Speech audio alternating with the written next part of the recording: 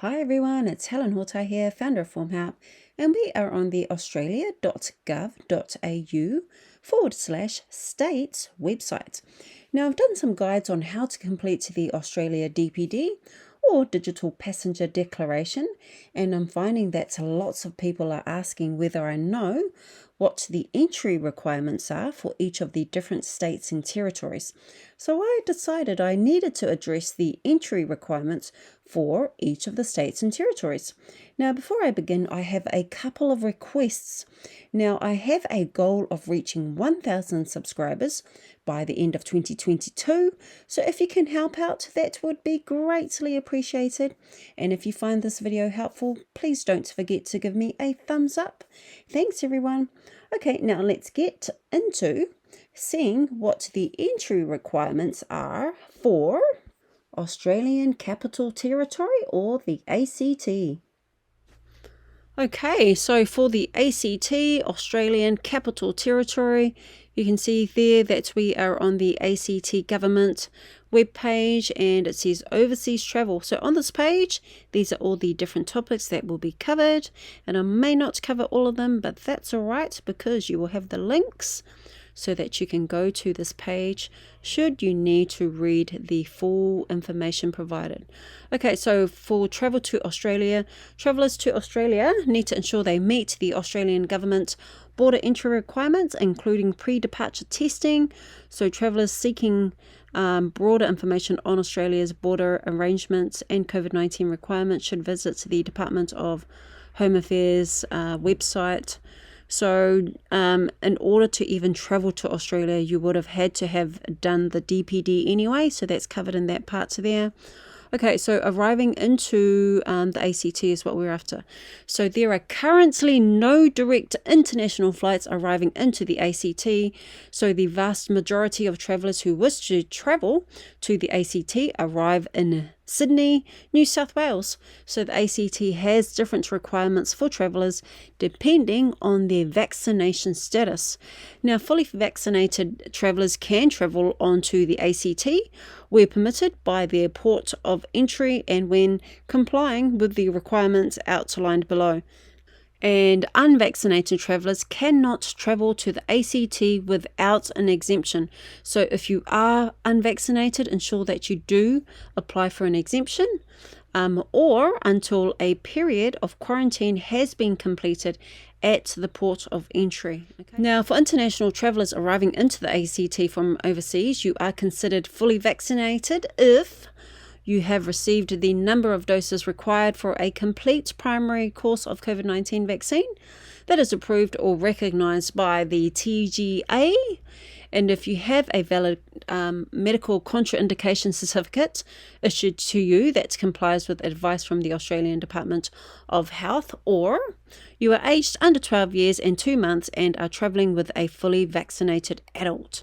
If you have met one of these three requirements, then you are considered fully vaccinated. So please note that a primary vaccination course must have had the required number of days between the doses, where 2 doses are required, and at least 7 days must have passed since the final dose of vaccination prior to scheduled departure from the overseas location. Now, at this time, international travellers do not need to be up to date with their vaccine booster in order to be considered fully vaccinated. So if you haven't had your booster, then that's okay because you don't have to be up to date to be considered fully vaccinated. Now, for further information on the requirements, you can find them here on this link here, Department of Home Affairs website. Now, for international travellers arriving into the ACT from overseas, you are considered unvaccinated if, so if you have been vaccinated for COVID-19, but you did not complete a primary course or have been vaccinated with COVID-19 vaccine, which is not an approved or recognised one by the TGA, and you have completed a primary course of COVID-19 vaccine or vaccination approved or recognised by the TGA, but less than 7 days have passed since the final dose before departing to Australia, or you have not received any vaccinations for COVID-19 and you are aged over 12 years and 2 months and do not have a medical contraindication certificate. So this is the definition, these 3 points here, is the definition of you being considered unvaccinated. Now, if you're entering the ACT from overseas, now this is for the fully vaccinated travellers, including flight crew. Now, vaccinated travellers arriving into the ACT within 7 days of their arrival to Australia must comply with the following requirements. So if the port of entry allows onward travel to ACT, you will be required to, so you need to take a RAT for COVID-19 within 24 hours of arrival into Australia. So travellers can take this test in the state or territory they arrive in and then travel to the ACT, or you can travel directly to the ACT and take the test at home. So a doctor does not need to present when taking the RAT, and travellers can choose to take a PCR test if a RAT is not available. Okay, so what this is saying is that you need to take your RAT within 24 hours of arriving into Australia, and it doesn't need to be a medically supervised RAT. That means that you can just do the RAT on your own at home, and you do have the choice to do a PCR or a RAT.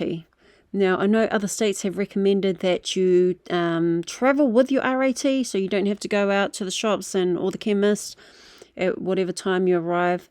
At least you have the RAT right on you so that you can just conduct that test as soon as you arrive into Australia or the ACT. Now, quarantine until receiving a negative test result. So quarantine means staying at home or other accommodation and not going to work or school or public areas, and people in quarantine cannot have visitors. Okay, so just ensure that you quarantine until you receive a negative result. Now, all residents in the household where the returned traveller is quarantining must also quarantine during this period if appropriate separation cannot be maintained. Okay, so travellers can leave quarantine with confirmation of a negative test result, either via PCR test or RAT. You do not need to wait to be formally advised that you can leave quarantine by ACT Health. Okay, so if you've received your negative test results, then especially with the RAT, you're all good to go. And if you receive your negative PCR via text or phone call, then you're all good to go as well. Now, if at any time you experience COVID-19 symptoms, please get tested immediately and quarantine until you receive a negative test result. Now, travellers who return a positive COVID-19 test result must follow the isolation requirements of the jurisdiction that you're in. And travellers are permitted to enter a high-risk setting, for example, childcare or education setting, after returning a negative test for COVID-19 taken within 24 hours of their arrival into Australia. And recently recovered cases of COVID-19. Now, fully vaccinated travellers who have been diagnosed with COVID-19 in the 9 weeks prior to arrival in Australia are not required to undertake a COVID-19 test on arrival. And travellers will need to be able to produce, if requested by an authorised person, evidence from a relevant public health authority confirming that they have been diagnosed as a case during the 9 weeks prior to arrival to Australia. And then travellers who meet the above criteria do not need to have a negative COVID-19 test to be able to enter a high-risk childcare or education setting after arrival into Australia. Now, this is for unvaccinated travellers aged 18 years and over.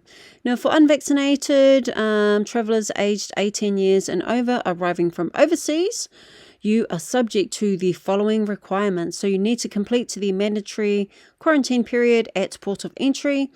Unvaccinated travellers who have arrived from overseas to another state or territory and wish to quarantine at home in the ACT or quarantine in the ACT for another urgent reason must apply for an exemption from ACT Health. So ensure that you do apply for that exemption.